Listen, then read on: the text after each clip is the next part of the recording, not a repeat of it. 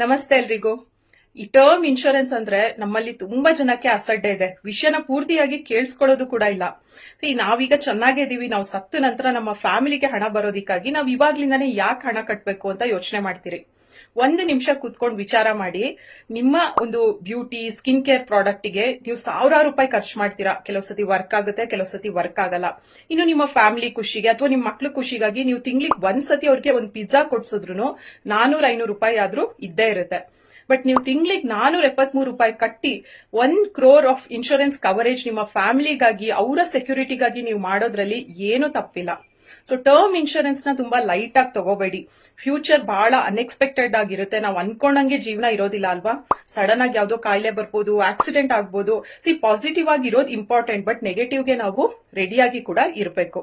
ಈ ಒಂದು ಇನ್ಶೂರೆನ್ಸ್ ಮಾಡಿಸೋದಕ್ಕೆ ಯಾವ್ದೋ ಒಂದು ಏಜೆಂಟ್ ಹತ್ರ ಹೋಗಿ ಅಥವಾ ಯಾವ್ದೋ ಒಂದು ಪರ್ಟಿಕ್ಯುಲರ್ ಪಾಲಿಸಿ ಮಾಡಿಸಿ ಅಂತ ನಾನು ನಿಮ್ಗೆ ಹೇಳ್ತಾ ಇಲ್ಲ. ನಿಮ್ಗೆ 10% ಡಿಸ್ಕೌಂಟ್ ಇರುತ್ತೆ. 1.5 ಲಕ್ಷ ತನಕ ನಿಮ್ಮ ಟ್ಯಾಕ್ಸ್ ಅಮೌಂಟ್ ನ ಸೇವ್ ಮಾಡ್ಕೋಬಹುದು. ಮೋಸ್ಟ್ ಇಂಪಾರ್ಟೆಂಟ್ ಇಲ್ವಾ 24/7 ಕ್ಲೇಮ್ ಅಸಿಸ್ಟೆನ್ಸ್ ಇರ್ತಾರೆ.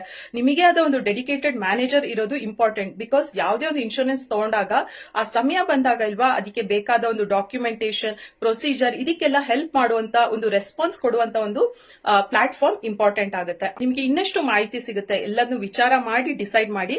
ನೀವು ಇದ್ರೂ ಇಲ್ಲ ಅಂದ್ರೂ ಕೂಡ ನಿಮ್ಮ ಫ್ಯಾಮಿಲಿ ಬಗ್ಗೆ ಕಾಳಜಿ ವಹಿಸಿ. Thank you.